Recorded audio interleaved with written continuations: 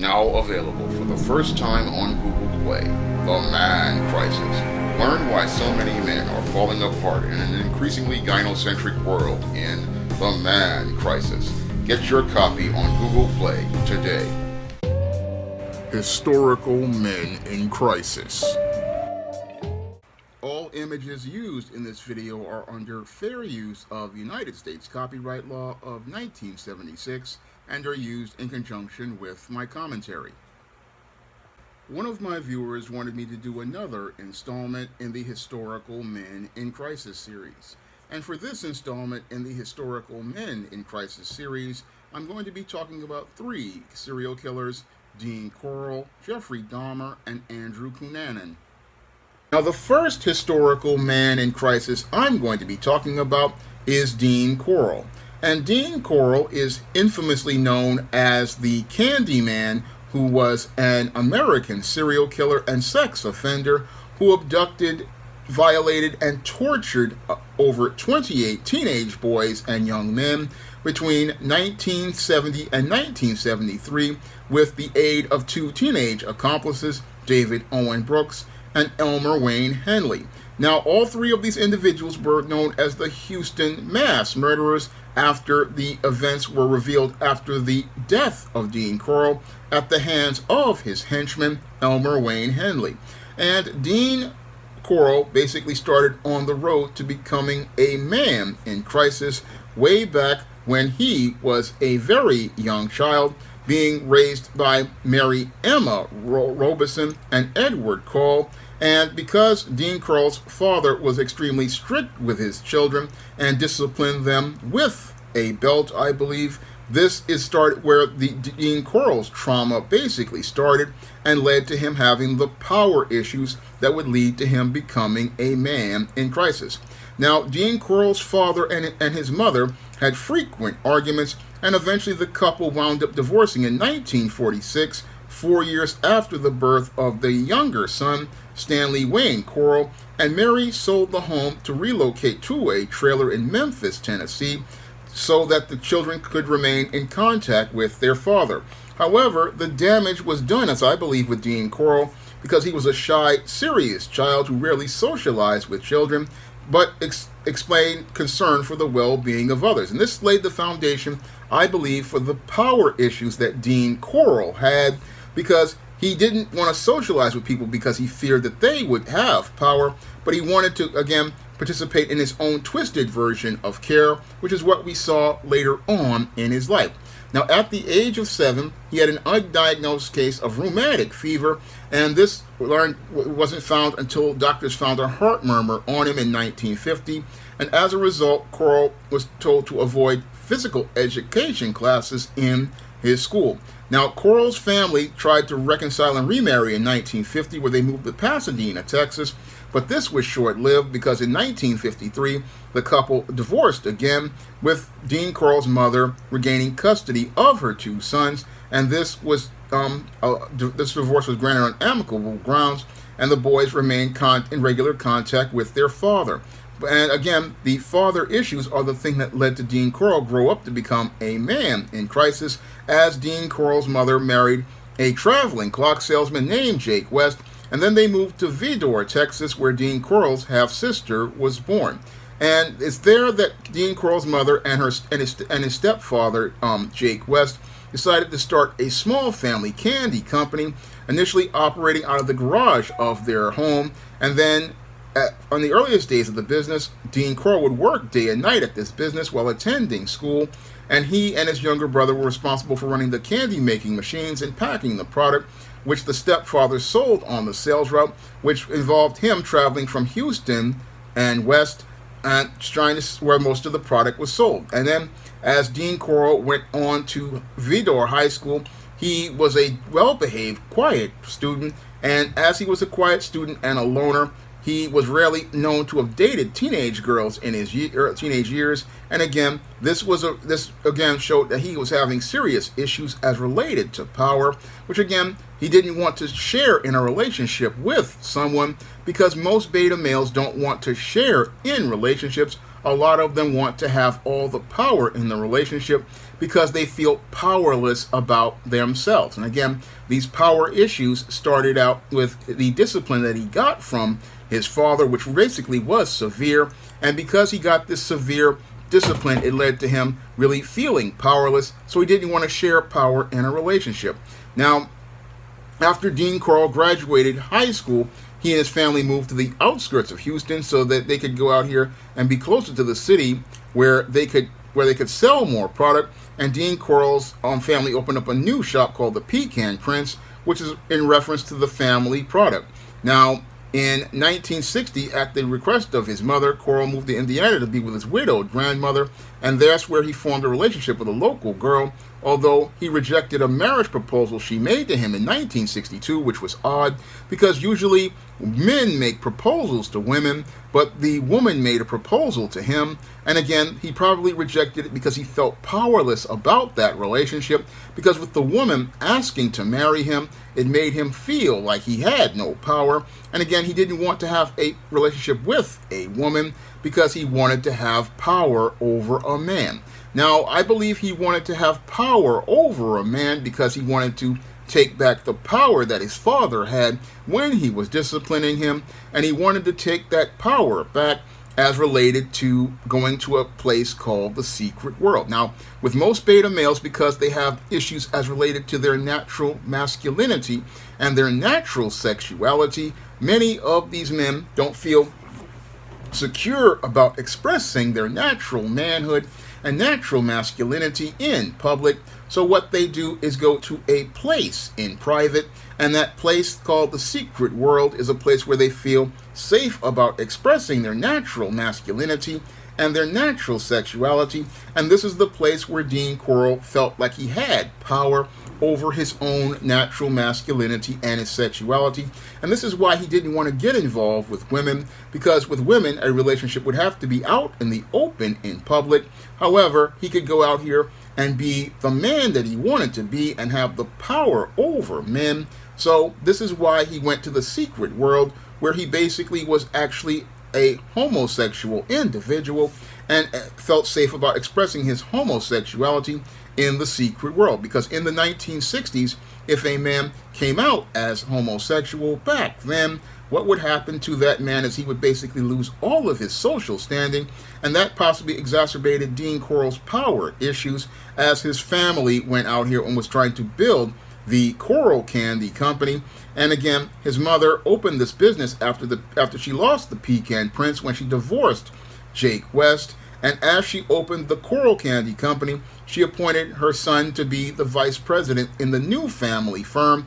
And again, that exacerbated his power issues because he wanted to have a place where he could have all of the power. And the only place he felt like he could have all of the power was in the secret world.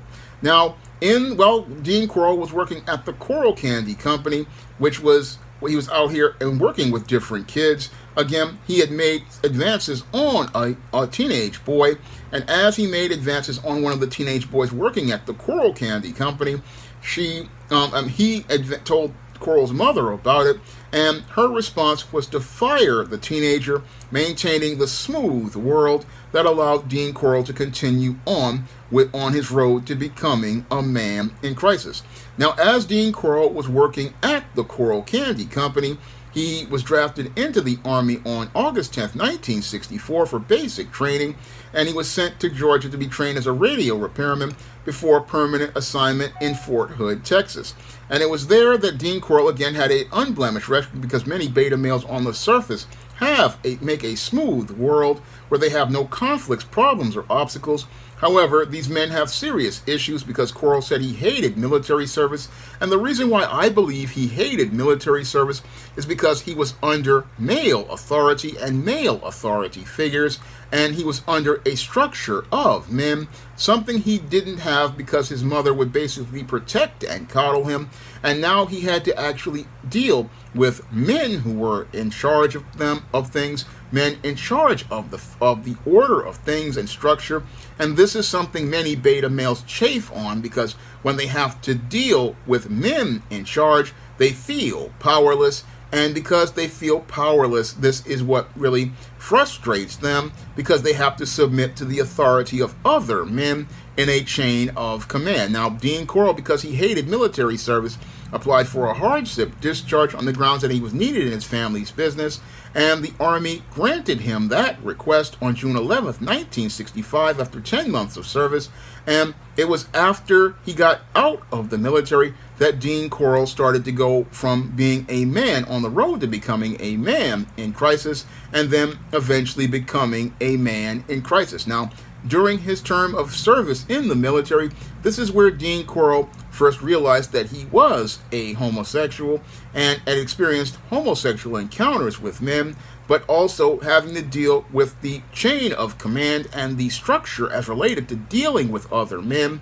This is what possibly made him extremely angry, because he was in a place where he was surrounded by other men who had more power, and he wanted to get involved with males who he could have power over. And this is why he wound up trying to get involved with teenagers and young teenage boys and young adults, because he wanted to be around those who he could have power over. Now, Dean Corll basically, again, he had serious changes as related to his behavior, and his behavior started to change, and he started participating in antisocial behaviors as the Candyman, going to directly across the street from the Corll Company to the Harris Elementary School, giving out free candy to local children, especially teenage boys. And that's where he was known as the Candyman and the Pied Piper, who employed lots of young teenage male boys. And again, this pedophile wanted to get power over teenage boys because he felt inadequate about his power as a man, and he wanted to subjugate and dominate young boys and teenage and young men, because he wanted to feel like he had the power of a man in the secret world. And as he made it look like he was connecting with many of these young teenage boys and young adults, he was really disconnected and detached from them, and he really wanted to just get involved with them so he could find an opportunity to get power over them. And he started this in 1967 when he got involved with 12-year-old David Owen Brooks, a bespectacled 6th grade student, and as he was giving out candy, formed a kind of father figure relationship with him. And as he formed this father figure relationship with him, and because the boy who wore glasses and he was being mocked, he gave him a sense of self-worth and purpose, because Dean Corll gave him money. And again, on this, he began developing a relationship where he was sexually abusing David Owen Brooks. And as he was doing this, he was paying him for cash and gifts, basically sexually abusing this boy. And as he was sexually abusing this young boy, he was the only man who paid attention to him, because his father lived in Houston and his mother lived in Beaumont. So this man basically exploited this young boy. And as he was exploiting this young boy, he then wound up out here again running this Corll Candy Company. And again, Dean Corll, after a while, wound up exploiting this boy, as Corll's mother and his half-sister Joyce had moved to Colorado after her third marriage failed and the Corll Candy Company closed. And after this, the Candyman decided to take a job at Houston Lighting and Power Company, where he tested relay systems, and this is where he started to escalate his behavior as he was becoming a man in crisis, again, sexually abusing David Owen Brooks, and then going out here and inviting boys to come over to his home, where he was having these parties where they were taking drugs and drinking alcohol and huffing glue and paint. Again, as he was doing this, what he would do is go out here and take, with the help of his accomplices, David Owen Brooks and Elmer Wayne Helsley, go out here and find teenage boys to go out here and be objects as related to Dean Corll's sexual deviancy. And what he would do is go out here and find these boys to be accomplices to his to enable him to have his sexual deviancy in the secret world, where he felt like he could go out here and have the power that he wanted as a man by breaking down the young boys and young adults, going out here and breaking these men down, because this man was not interested in an alphabet relationship. No, what he was interested in was breaking down men because he wanted to have power over them. And he wanted to have power to the point where he had power over their lives. And this is where he went out here and recruited. First, he recruited the young boy David Owen Brooks. Then he got Elmer Wayne Henley involved in 1971. And Henley was originally meant to be one of his victims, and Corll thought he would make a good accomplice, offering him money to go out here and lure boys to his apartment, and then go out here, and as they're luring these boys, who are mostly runaways and people who had no real family, Dean Corll was basically taking the lives of these boys and putting them on his torture rack. Again, he would go out here and drug these boys and with alcohol and drugs, and then go out here and then, as they're unconscious, go out here and strap these boys to the torture rack, sodomize them, and then strangle them, and then dispose of their bodies in various places.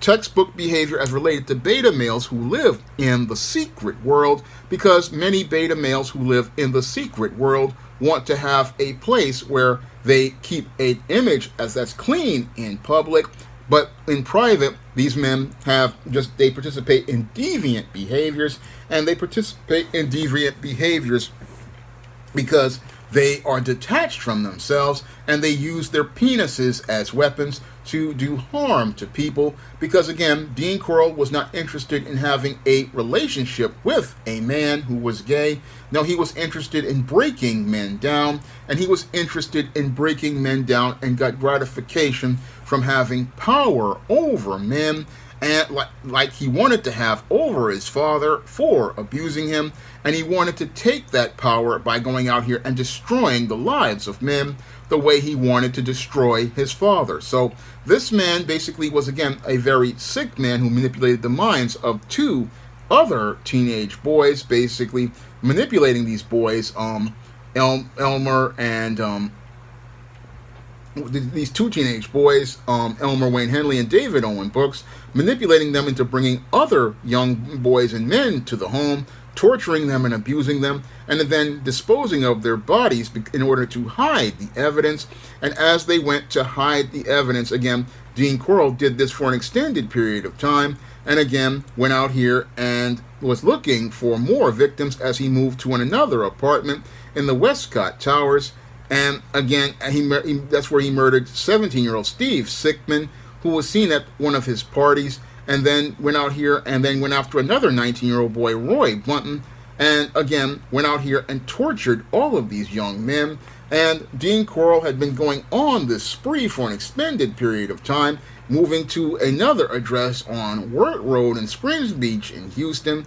And within 2 weeks of this address, he had murdered 17-year-old Joseph Lyles, and then vacated that home and moved to Lamar Drive, which his father had vacated in Pasadena. Now, as Dean Corll moved into his father's former home, this is where things in his life as related to his murder spree came full circle.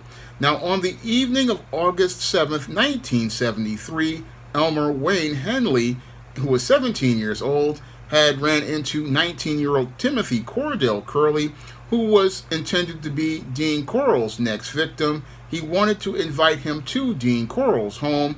However, what happened was that as Henley was out here inviting Cordell to Dean Corll's home, what happened was they ran into Rhonda Louise Williams, a 15-year-old girl who was having an argument with her father. And as Rhonda Louise Williams, who was nursing a sprained ankle from a beating she had gotten from her drunken father, had run into both of these young men, they then invited Rhonda Louise Williams to come with them to stay over at Dean Corll's home. And that's when things started to really fall apart as related to Dean Corll's smooth world in the secret world. Because at 3 a.m. on August 8th of 1973, Henley and Curley, who were accompanied by Rhonda Louise Williams, came to Corll's residence, and that's when Dean Corll went from being calm in his secret world to exploding in a rage about his worlds colliding. And his worlds had basically collided because Henley decided to go out here and bring a girl to Dean Corll's house, which was considered to be his place where he was only wanting to entertain men. Now, Dean Corll said that he had ruined everything, and when he said he ruined everything, what he was saying that he had ruined his smooth world in the secret world by bringing a woman to his secret world where he was looking to go out here and sexually violate and break down men, and bringing a woman into that space really took away from the power and the rush he was having.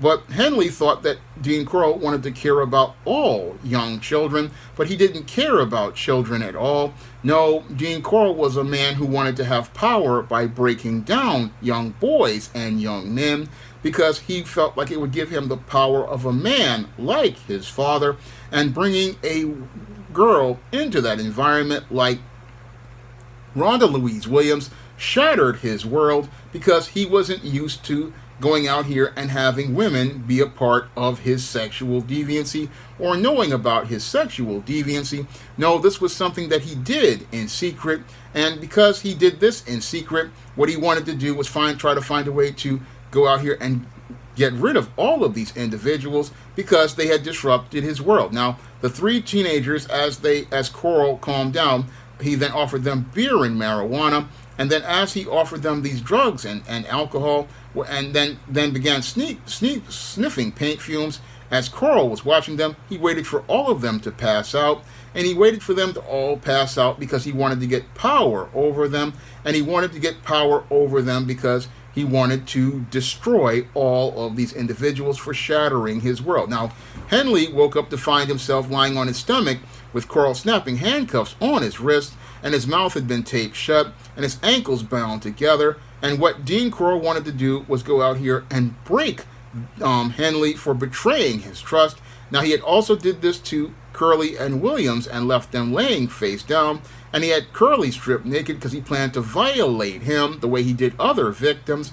But Henley felt really betrayed as related to Dean Corll's actions, and Corll said he was angry about him bringing a girl to the house, and he was going to kill all of them because, again, he felt like his world was basically shattered, and before his world was shattered, he was going to have his fun, and this is where he wound up brutally kicking Rhonda Louise Williams in the chest before lifting up Henley to his feet and dragging him into the kitchen and placing a pistol against his stomach, threatening to shoot him. And then Henley calmed Corll, promising to participate in the murder of Williams and Curly if Corll released him. Now, Corll then untied Henley because he thought he had his accomplishment back in his space, and again, thought he could go out here and trust his accomplice. And as he put them on his he then carried them into the bedroom and then put them on opposite sides of his torture board. He put Curly on his stomach and Williams on her back because he wanted to violate both of them in a way to get power again. And again, Corll then handed Henley a hunting knife to cut away Williams' clothes, that he was going to go out here and kill them both. And again, he wanted Henley to go out here and kill the teenage girl, and again wanted to do this, and he wanted to do this because he wanted to have power. And this is where Henley started to turn on Dean Corll, and then realized that he was fed up with Dean Corll and his craziness, and again turned out he started to become crazy, realized how crazy he was as he began shouting at Williams, whose gag Henley had removed. And again, Williams was already awake, and this is where the things really started to escalate between all of them.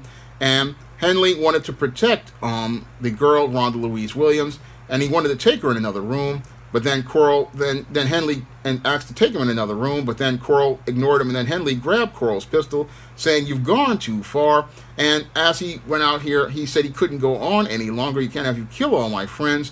And that's when the two of them got into it, and eventually we had Henley then go and shoot Dean Corll. And after he shot Dean Corll, they then contacted the police. And after contacting the police, this is where they were told not only about the murder of Dean Corll, but they were also told about all of the young men and boys that Dean Corll had killed over the course of 3 years, and that's when we found out how sinister the Candyman was and how sick and twisted the Candyman in Crisis truly was. Now, this Candyman was basically a monster because he wanted to have power over men that his father had, and he wanted to break down those men before he took their lives. It was all about him having power.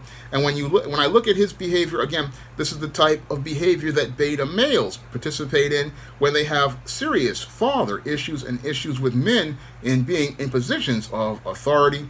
What they want to do is to go out here and first break that person down by taking away their agency and power, and then they want to go out here and humiliate that person by taking away power over their body.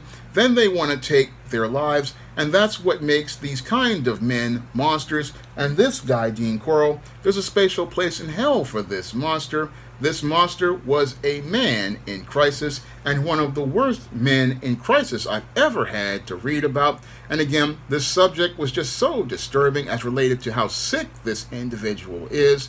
And again, he was so sick that he not only destroyed the lives of all those men he killed, but he also destroyed the lives of his two accomplices who thought that they were just going along to get cars and money, but lost their dignity and lost their manhood and masculinity as well, after they were caught and then put in prison for the rest of their lives. So Dean Corll was not just a monster, he was a man in Crisis who destroyed the lives of dozens of men, and he destroyed the lives of dozens of men because he didn't want to go out here, and he didn't want to take responsibility for himself. Again, he wanted to have power over others, but he had no power over himself. And this is the kind of things that make many beta males some of the most dangerous men in society to ever run into. Now, the second historical man in Crisis I'm going to be talking about is Jeffrey Dahmer. And Jeffrey Dahmer is an infamous serial killer who took the lives of 16 men and also was a cannibal who ate several individuals as he was going out participating in his depraved murders. And Jeffrey Dahmer was a man in Crisis due to the dysfunctional way he was raised by his parents, Lionel Herbert Dahmer, who was a Marquette University chemistry student who later on became a research chemist, and Joyce Annette Dahmer, a mother who basically had serious issues as related to her possible mental health. And according to reports, Jeffrey Dahmer was a child who was basically neglected in his early years and did not form any sort of bond with either of his parents, because his father spent most of his time focused on trying to get his degree at Marquette University as related to being a research chemist, and he was a detached individual, whereas his mother was a hypochondriac who suffered from depression and demanded constant attention and could not go out here and meet Jeffrey Dahmer's emotional needs. And as a result of being raised by these two dysfunctional parents, Jeffrey Dahmer was on the road to becoming a man in Crisis. Now, according to reports, Jeffrey Dahmer, again, as related to this neglect, wound up having a situation where he had a double hernia surgery before his 4th birthday, and this led to Jeffrey Dahmer's behavior changing. However, I believe what happened with Jeffrey Dahmer was the reason why his behavior was changing was because his father was not at the home available because he was too busy with his work, and his mother had serious mental health issues as related to her hypochondria and depression, and this was the thing that led to Jeffrey Dahmer not getting his emotional needs met, and it started to lay the foundation for him becoming extremely disconnected from people and being detached. Because, like I talk about in The Man Crisis, when children do not bond with their mothers, what happens is those children start to become extremely detached, and Jeffrey Dahmer started to become detached due to the way he was raised in his early years. And as he was raised, and his mother gave birth to another child, which was his baby brother, Jeffrey became even more detached as his mother gave more attention to his brother. And this is where Jeffrey Dahmer started to become out here participating in antisocial behavior, like expressing an interest in dead animals. Now, his fascination with dead animals may have began when he was 4 years old, when he saw his father removing animal bones from beneath the family home. And again, he became connected with these type of bones, which he called fiddlesticks, because he had nobody there to show him any sort of connection to people. And because he had no connection to people due to the way he was raised in that dysfunctional home, I believe this started Jeffrey Dahmer on the road to participating in antisocial behavior. This and the family moving to 6 addresses in 2 years, because what happened here was the family really did not give Jeffrey Dahmer a stable home where he got his emotional needs met, and this made it where he became indifferent to people, and instead of him seeing people as people, he began seeing people as objects, and this was shown with him collecting the bodies of large insects such as dragonflies and the skeletons of small animals like chipmunks and squirrels, preserving them in formaldehyde.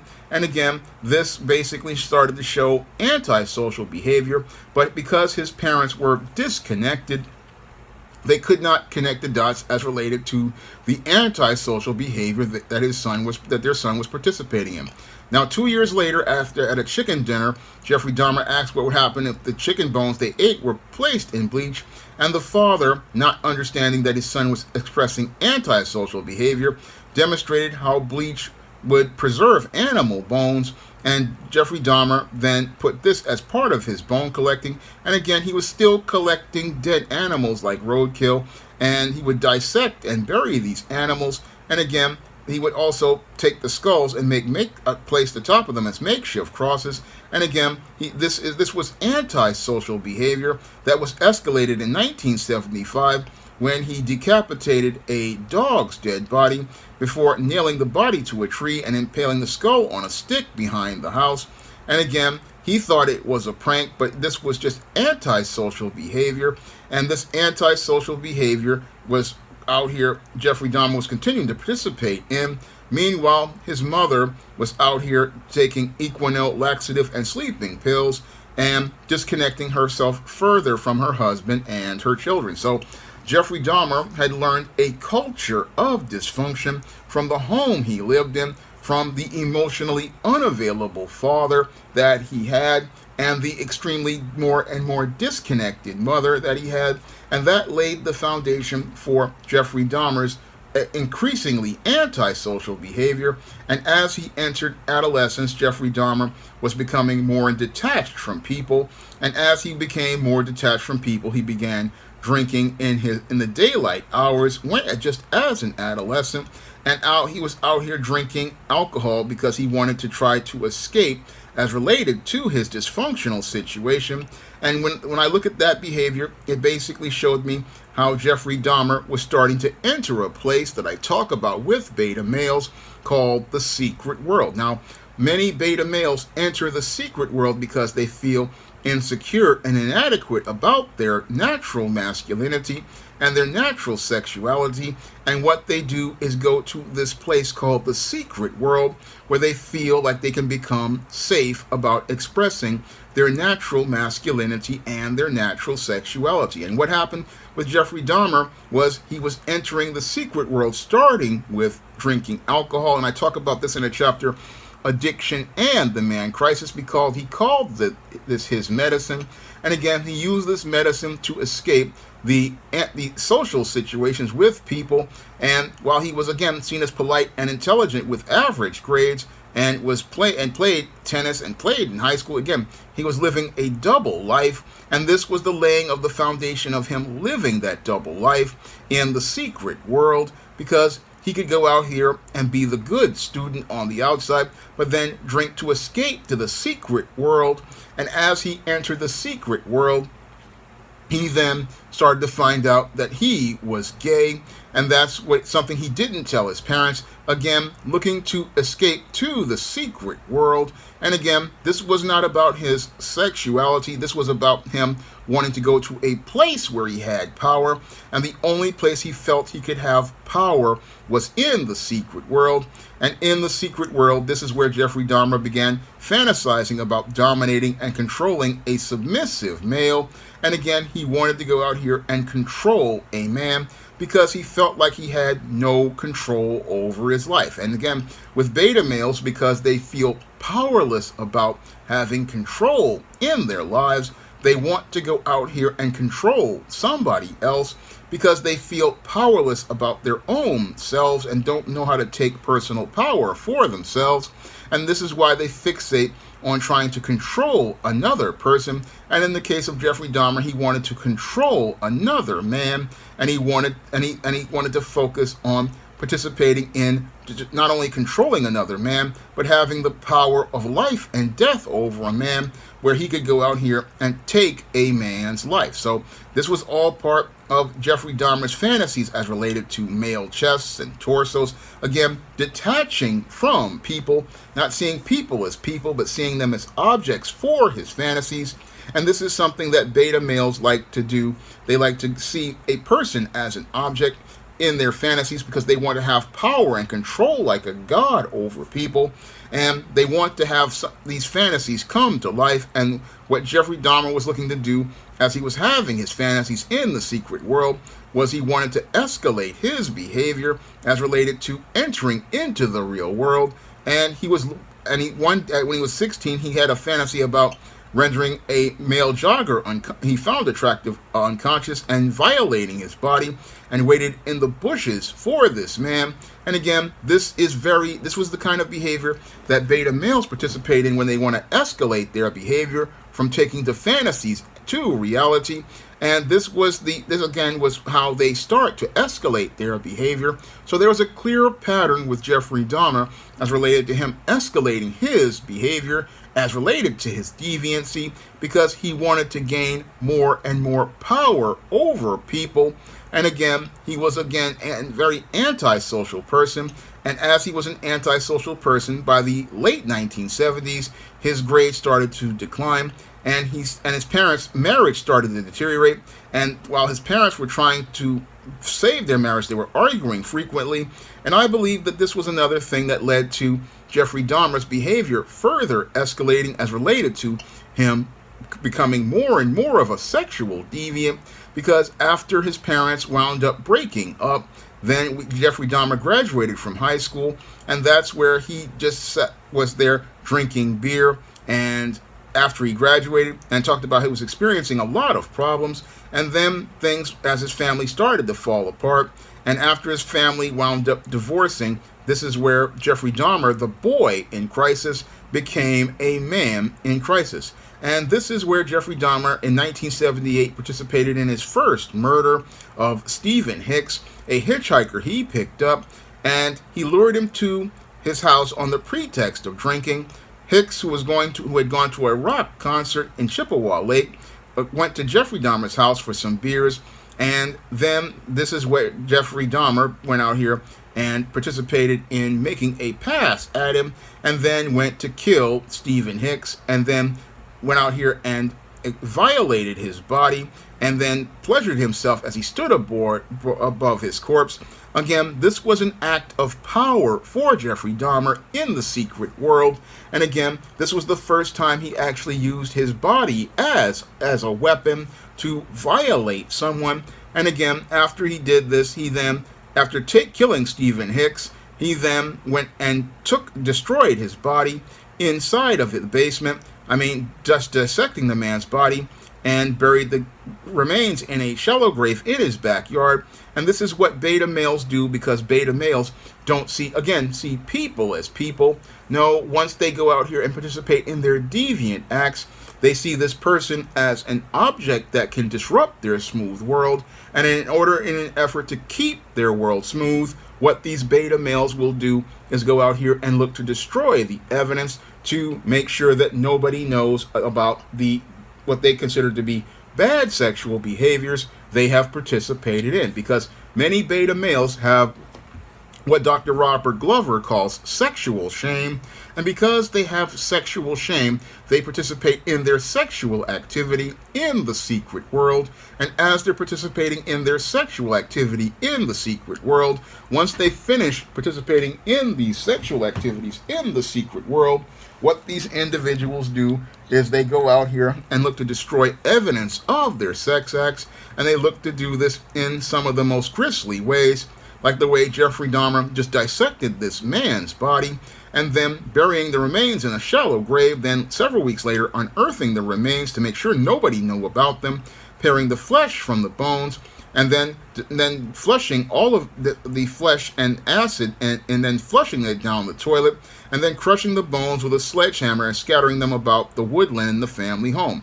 Again, truly sick and depraved behavior from Jeffrey Dahmer, but this was just the start of his just sick and depraved behavior, because 6 weeks after the murder of Stephen Hicks, Jeffrey Dahmer's father and his fiancee returned to their home, where they discovered Jeffrey Dahmer living alone, and Jeffrey Dahmer had enrolled in Ohio State University, hoping to major in business, going on with his life, even though he was an alcoholic and was still struggling, and again, basically a failing student, because most beta males don't have any success at all, because many of these men, again, they're so caught up in their addiction to the secret world that they don't really focus on their lives in the real world, because even though they're living a double life, they don't do a good job of maintaining their personal lives.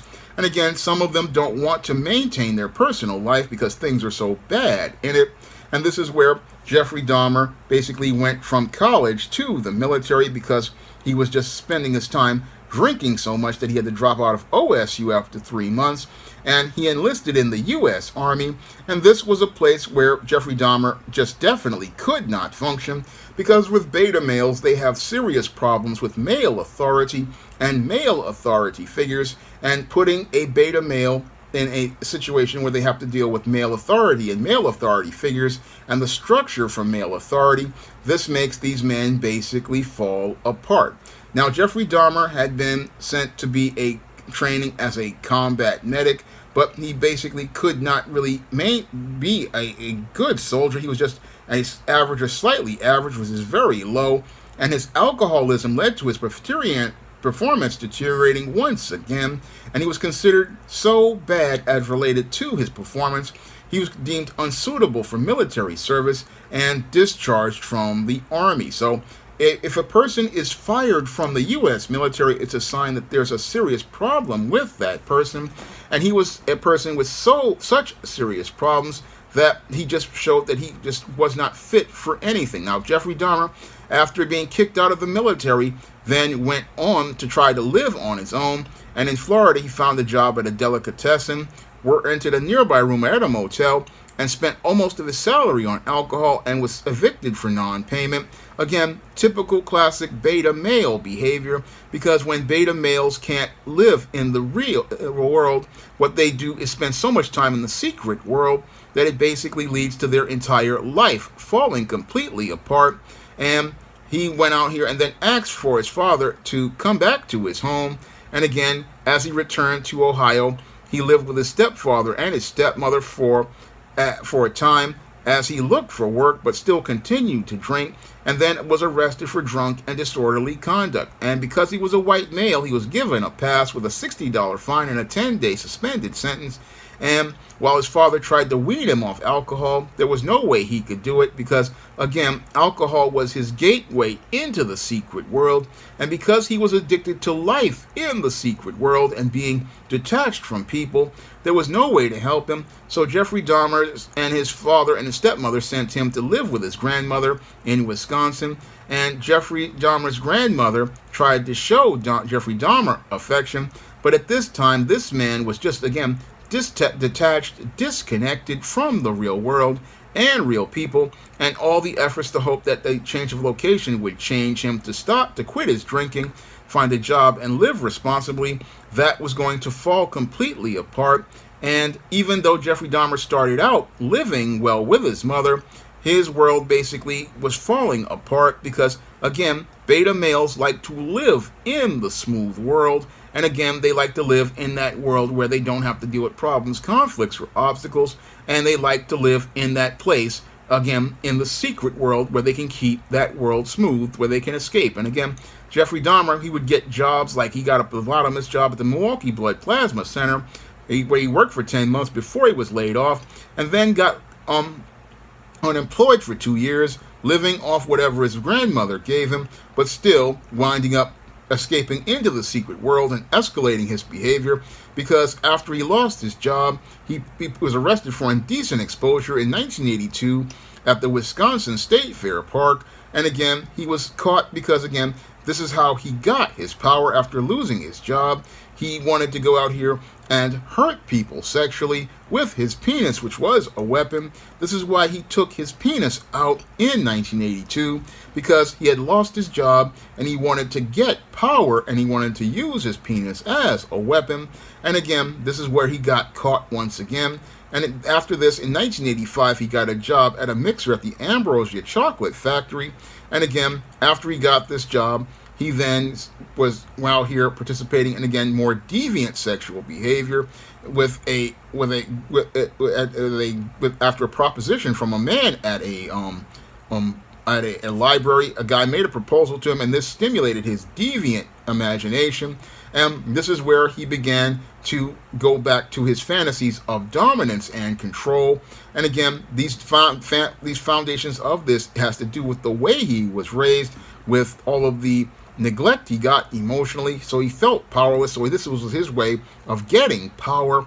And as he was doing this, again, he started to frequent places like gay bars and bathhouses, and even stole a mannequin from a store, which he was using to participate in sexual deviancy, until his grandmother discovered the item in a closet. And again, this is the type of behavior beta males participate in.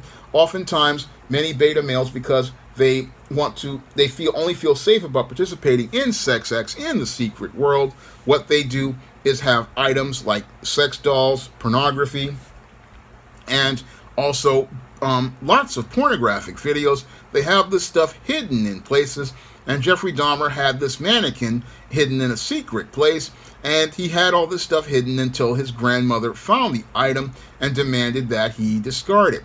After he was forced to discard this item, he then was at the bathhouses, which he called relaxing places, and then got frustrated at having these sex acts with men in these places, because those men move, because what he wanted to do was be able to use his penis as a weapon to break down an individual who had no power. And because he saw people as objects, he wanted people to not move. He wanted people to not have any sort of agency or control in these acts, because for him, it was all about him having all the power, him having all the dominance, and him being the one who could control this person's life and death. And this is why he started administering sleeping pills to partners, giving them with liquor laced with sedatives, and again, participating in behavior where he would make these people fall asleep so he could maintain control over them. And he manipulated people into giving him these drugs so that he could go out here and participate in these deviant acts. Now, people will sit there and talk about Bill Cosby, but this guy was a monster, actually doing this to people, to the point where many people in the alphabet community at the bathhouses basically kicked him out. And again, Dahmer wanted complete power over life and death over someone, because he read about the funeral of an 18-year-old man and wanted to, again, steal this man's corpse and take it home to violate it. And again, this shows how sick this beta male was, because he wanted power so badly, and he wanted power over people, to be like a god over them, and he wanted to be able to go out here and have that control over things. And again, he wanted to be able to be a god over somebody, to control their life and death as related to using his penis as a weapon. And that's what makes him incredibly sick. Now, in 1986, before he participated in his murder spree, he was arrested for lewd and lascivious behavior, for pleasuring himself in front of two 12-year-old boys as he stood close to the Cunanan River. And he was out here doing this again because it was about using his body as a weapon. And in 87, he was arrested with 1 year of probation with instructions to go to counseling. Now, in his 20s and his 30s, he then participated in a series of extremely grisly murders where he going out here to again destroy human bodies after that's related to his need for power and control as related to these sexual relationships, because with Jeffrey Dahmer it was never about sex, it was about power. And his need for power escalated in 1987 when he met a 25-year-old man named Stephen Toomey at a bar and persuaded him to return to the Ambassador Hotel where Dahmer had been renting a room for the evening. Now, according to Dahmer, he had no intention of killing Toomey, which I don't believe, but he intended to drug him and lie beside him. However, his need for power and his God complex led to Stephen Toomey winding up dead and with his chest crushed in and black and blue with bruises. And this is where Jeffrey Dahmer went and started on the road to escalating his behavior into the serial murders he is infamously known for. Now, after taking the life of Stephen Toomey through murdering him, Jeffrey Dahmer purchased a large suitcase, transported Stephen Toomey's body to his grandmother's residence, and then 1 week later mutilated his body by cutting it up and then filleting the muscles from his bones of his body before cutting the flesh into pieces that were small enough to handle. And then he placed the flesh inside plastic garbage bags, wrapped the bones inside of a sheet, pounded them into splitters with a sledgehammer, and just dismembered this man's body and disposed of it like garbage, only keeping his head. And then after 2 weeks, then boiling his head to the point where the flesh was separated from the skull, and then used the skull to participate in deviant sex acts to the point where it basically fell apart, again showing how little regard Jeffrey Dahmer had for the life of another human being, and showing how depraved he was as related to his quest for power. Now, after getting this rush of power from taking the life of Stephen Toomey, Jeffrey Dahmer then escalated his behavior and did not try to control his compulsions anymore, actively looking to prey on people in the alphabet community, luring them to his grandmother's home, where he would inject them with drugs, where they would remain paralyzed and unable to move. And then as they were paralyzed and unable to move, he would then go out here and then violate their bodies and until the point where they were unconscious. And then after that, he would strangle the individuals to death and then go out here and then destroy their bodies. And he did this for an extended period of time, starting with a 14-year-old Native American prostitute, then going after a 22-year-old bisexual man, and then going Richard Guerrero, then after Roland Flowers, and after giving him a drug coffee, and again after this, again continuing to participate in these behaviors, and again he would do this for an extended period of time. Again, he wasn't able to kill Roland Flowers, thankfully, because he had managed to call some members of his family. And after this, he was taken to the hospital and was one of the few victims to survive. And in '88, after taking the lives of 2 individuals, Jeffrey Dahmer's grandmother asked him to move out because of his drinking and bringing men to the house at night and the strange smells. And after this, Jeffrey Dahmer was then arrested for participating in sexual deviancy in front of a boy.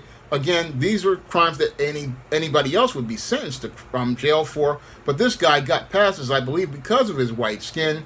And again, Jeffrey Dahmer then further participated in deviant behavior. And again, his father, after he got arrested for this act with this 13-year-old boy, he tried to get him some help. But the whole thing is that Jeffrey Dahmer had deep feelings of alienation that had risen to the surface because he had already been detached as related to his family, and now that he was escalating his behavior and giving into his impulses, he had become further detached from the people in his family. And as he is further detached, some people wanted to say he had schizoid personality, but this is, as I see it, classic beta male behavior. And as he was participating in this beta male behavior again, he was getting all of his power from living in the secret world, and he wanted nothing to do with the real world. Now, Jeffrey Dahmer continued to escalate his behavior, even though he had pleaded guilty to second charges of sexual assault as related to the 13-year-old boy, and his sentencing was suspended until May. And while Jeffrey Dahmer commenced a 10-day Easter absence from work, he moved back into his grandparents' home, and that's where he started going and escalating his behavior, going after a 24-year-old mixed-race aspiring model, Anthony Sears, and he then went to go out here looking to take this man's life. He says he wasn't looking to commit a crime, but with beta males, the impulses lead to them participating in these crimes and going to escalate it because, again, they love having the power over people and loving having the power and control over people and life and death. That is something that is extremely addictive to them, more addictive than drugs and alcohol. And with beta males, they get addicted to this power, and this is what leads to them escalating their behavior. Now, this man, again, dismembered Anthony Sears and then just did things that I cannot even describe in this video because he's just so sick. And then as he was doing this, he was sentenced to 5 years probation and 1 year in the House of Correction with work release so he could keep his job, and was required to register as a sex offender. But this didn't stop him because 2 months after his release, he then was paroled from his regiment and then resumed participating in his deviancy after he moved back into his grandmother's house. And after he moved out into his grandmother's house in 1990, he then went and took the Anthony Sears mummified head and genitals with him, and again moved to another neighborhood. And as he moved into this other neighborhood, he then continued to escalate his behavior by going after Raymond Smith, a male prostitute, and went out here and took his life, and then further escalated his behavior with even more sick behavior that I cannot even describe. And again, he continued on this spree until about all throughout the early 90s, and was eventually winding up getting caught in 1991. And again, I don't want to go through the details of all of the victims because just reading about this stuff just made me sick. But as I listened to the story of Jeffrey Dahmer, it fit the pattern and profile for beta males that I talk about in my book, The Man Crisis. And again, this beta male was a textbook example of what happens when you have a beta male who is living in the secret world and is so addicted to the power that they have in the secret world that they go out here and look to destroy the lives of others because they feel like they have no power over themselves. And these men basically feel like they are wanting to be a god over men because they feel like there was no man there to meet their emotional needs or give them any sort of structure or order early on in their lives. And because there was no parents there to give the bond with them, to give them any sort of structure and order and security, they seek to make security by going out here and looking to have power over other people and having power over their life and death. And that's what Jeffrey Dahmer wanted to have with people's lives as he was out here from 1987 to 1991 participating in his murder spree. And as he participated in his murder spree, it eventually ended in 1991 when he decided to go out here and try to pick up Tracy Edwards and have him try to come to his apartment. And that's when Tracy Edwards found out that Jeffrey Dahmer was not looking to go out here and have an alphabet relationship. He was looking to take his life. And that's then as Tracy Edwards escaped, he eventually flagged down a police car. And as they flagged down the police car, they then found all of the evidence as related to the deaths, the murders that Jeffrey Dahmer participated in. They found evidence of all of the violence he had participated in over the years. And that's when Jeffrey Dahmer was caught in July of 1991. And eventually he wound up confessing to all of these crimes, indicted with 16 counts of first-degree murder, and then wound up getting convicted of these crimes, trying to say he was guilty but insane. And I don't think he was insane. I think he was just a beta male who was just angry about not having any his emotional needs met and wanted to get his power over people and wanted to destroy people because he felt like he was never able to get love from his family. So he wanted to destroy people because he could not be loved, because his acts were all about violence and power and control. and him again being a god over people. Now, Jeffrey Dahmer was tried and convicted for all of these murders, and eventually he was sentenced to multiple life sentences.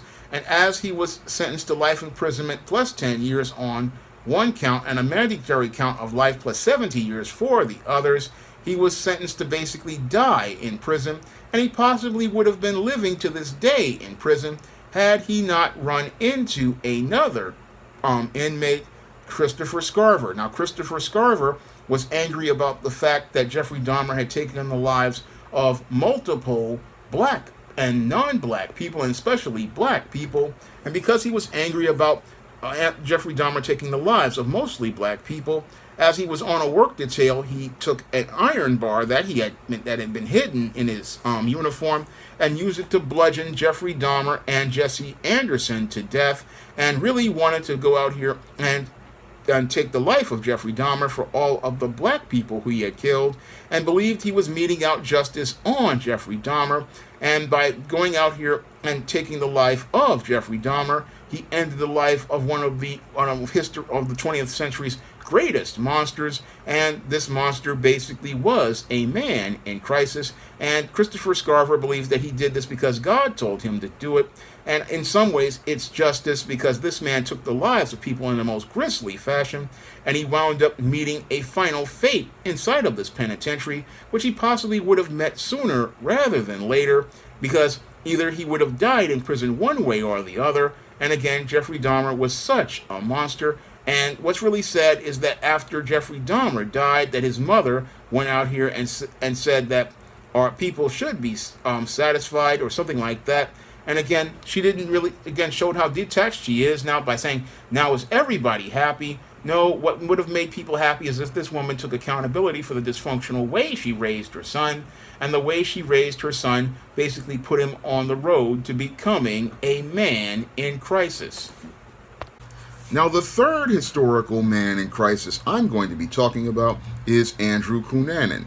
And Andrew Cunanan is the infamous spree killer who murdered designer Gianni Versace and Chicago real estate developer Lee Miglin in his murder spree before taking his own life on July 23, 1997. Now, Andrew Cunanan started on the road to becoming a man in crisis early on in his youth, because as he was raised the youngest of 4 children, his father, Modesto P. Durago Cunanan, a Filipino, and his mother, Marianne Shalaki, an Italian woman, were building a home where he was learning about how to live in a rose-colored reality.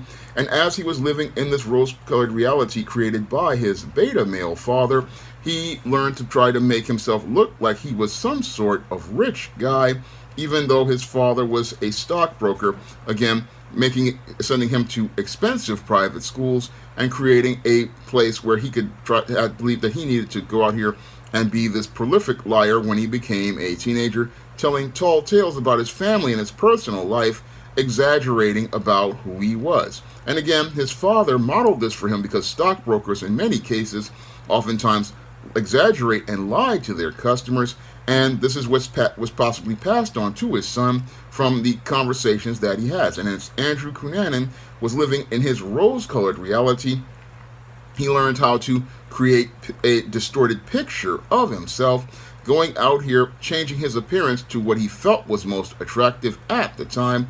And then as he wound up finding out he was alphabet, he began being sexually abused by wealthy older men, and that further took him down the road to becoming a man in crisis. Because again, teenagers cannot really consent to any sort of sexual relationship, but Andrew Cunanan was in these relationships with these wealthy older men, and he was being sexually abused, and that further took him down the road to becoming a man in crisis, because he began to start entering a place I call the secret world. And as he entered into the secret world, he began believing that this was a safe space for him to express his natural sexuality and natural masculinity, as he began having these relationships with these wealthy older men.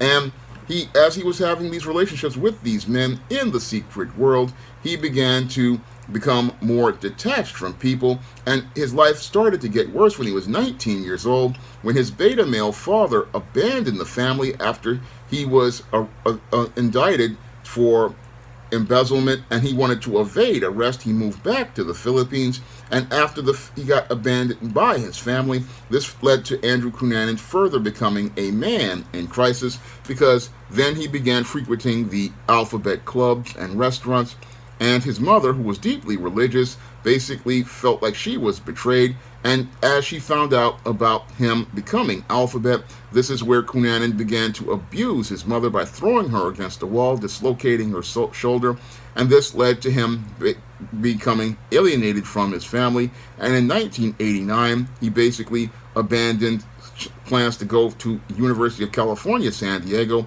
and settled in the Castro district of San Francisco, a part of an alphabet community, moving in with his best friend and his boyfriend, Phil Merrill, and then began going out here befriending older men and began participating in violent pornography. Now, if he was participating in violent pornography, this fits the pattern and profile for my chapter, The Sexual Deviancy of the Beta Male, because oftentimes with beta males, again, they are sexually deviant, and they need to go out here and participate in sexual acts that are violent, because this is how they get their power.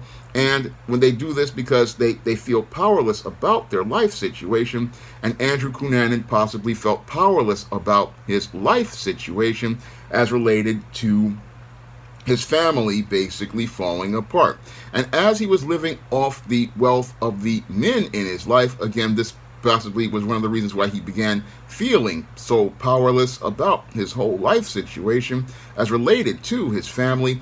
And this is what basically led to him further his life deteriorating. He thought he was going somewhere by getting involved with these men. However, he was going on a rapid state of decline, because as he was out here participating in this creating this violent pornography, he was also out here dealing drugs, and also possibly going out here taking drugs, and again further creating a more deeper rose-colored reality, where he began using aliases like Andrew Da Silva, Lieutenant Commander Andy Cummings, Drew Cunningham, and Kurt Matthew Damaris. Again, this is the kind of behavior beta males participate in, because they can't stand living in the real world, because everything in their real world basically winds up falling apart. So they go to live in the secret world, in a rose-colored reality, where they can pretend to be the person that they want to be, and have a safe space to feel like they can express their natural masculinity and their natural sexuality. And this is where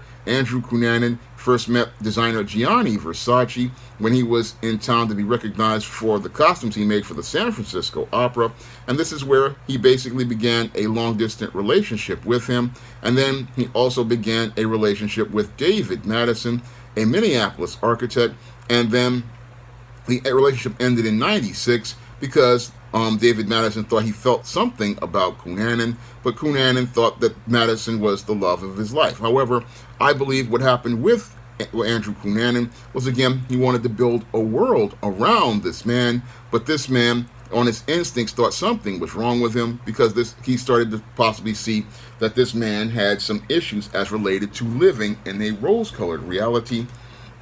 And being in that rose-colored reality, he was somebody who was going to be dangerous. Again, Cunanan then went out here and got into another relationship with another man, Norman Blackford, who had been hosting and financially supporting him, and was out here, and he maxed out his credit cards.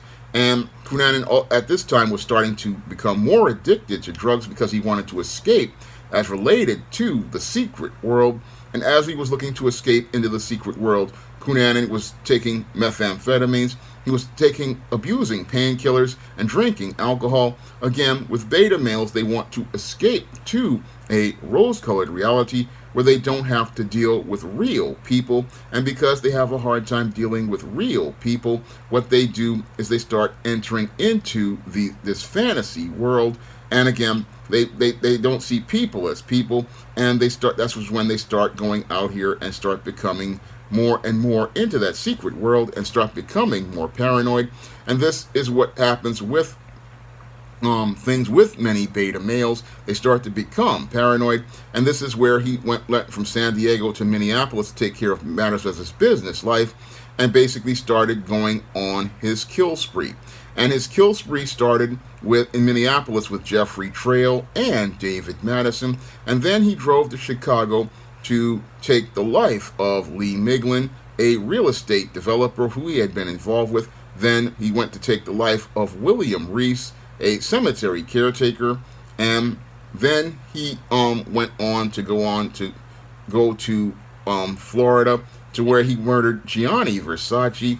And then after he wound up murdering Gianni Versace, this is where Andrew Cunanan basically realized that the walls were closing in on him as related to the kill spree he had participated in, and because he could not take being held accountable for these crimes, this is possibly the motive for him committing suicide.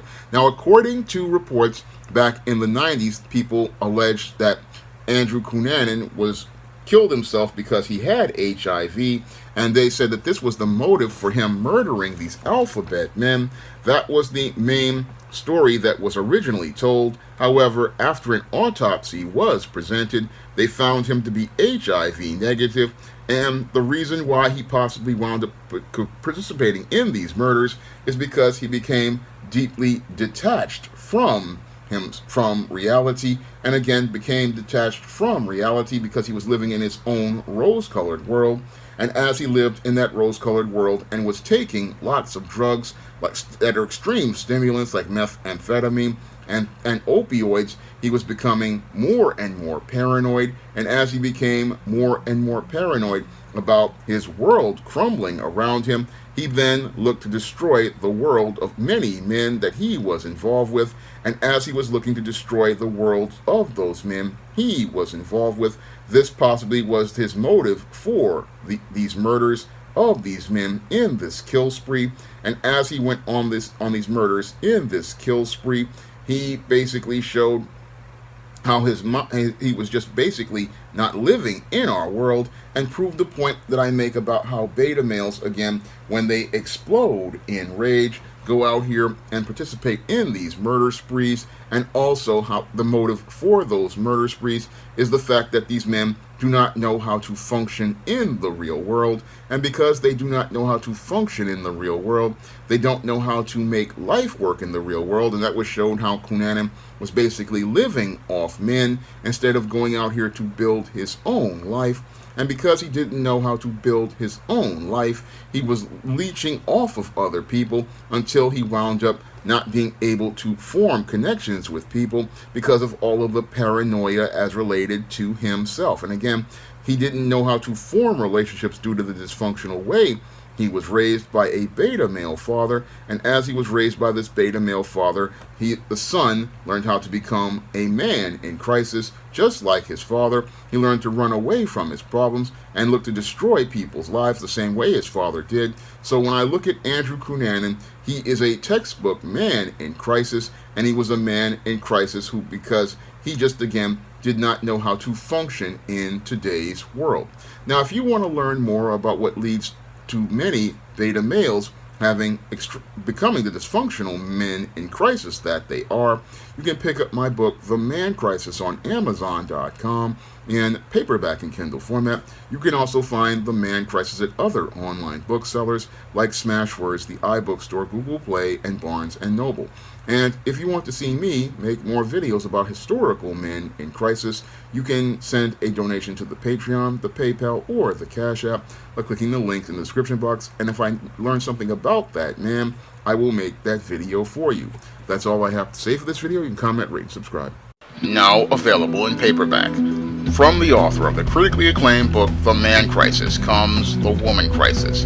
Learn why so many women have become lost in their quest to have it all in The Woman Crisis. Get your copy of The Woman Crisis in paperback at Amazon.com and online booksellers today.